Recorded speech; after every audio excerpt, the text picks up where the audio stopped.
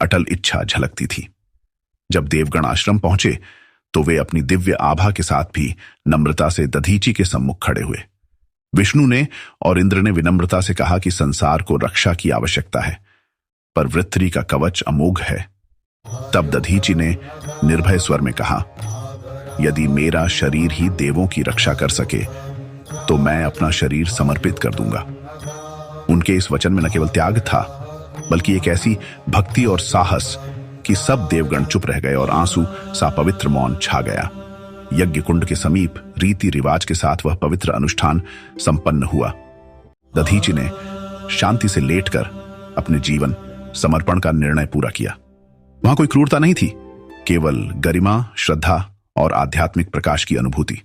देव मंत्र गूंजे, सभी ने मन ही मन दधीचि के त्याग का आदर किया और उस पवित्र बलिदान ने सारा वातावरण दिव्य कर दिया। फिर विश्वकर्मा, देवों के महान शिल्पी, ने दधीचि की पवित्र अस्थियों से एक अद्भुत अस्त्र रचा और मंत्रों की ध्वनि मिलकर एक ऐसा उपकरण बन गए जिसे कोई भी सामान्य शक्ति भेद न सके। यह अस्त्र केवल भौतिक कर्म क्षमता का साधन नहीं था, यह दधीचि के त्याग का प्रतीक और धरती पर धर्म की रक्षा का स्वरूप बन गया।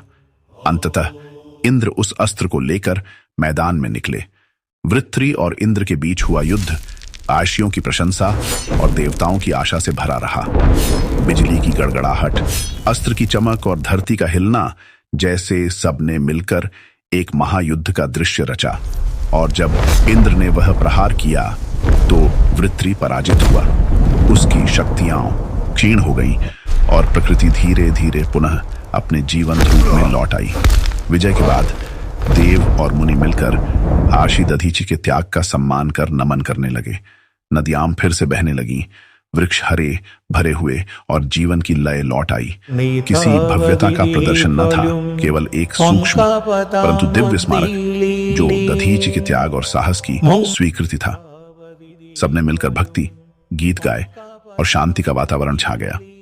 इस तरह वह कथा सदैव के लिए एक शिक्षा बनकर रह गई कि निस्वार्थ बलिदान, परोपकार और नैतिक साहस किसी भी अंधकार को मिटा सकता है।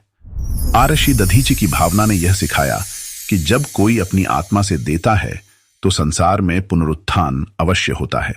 और एक समय की वह बात आज भी हमें यही कहती है, सत्य और त्याग से बड़ा कोई अधिकार नहीं, और सच्ची वीरता वही है जो सबके कल्याण के लिए स्वयं को समर्पित कर दे।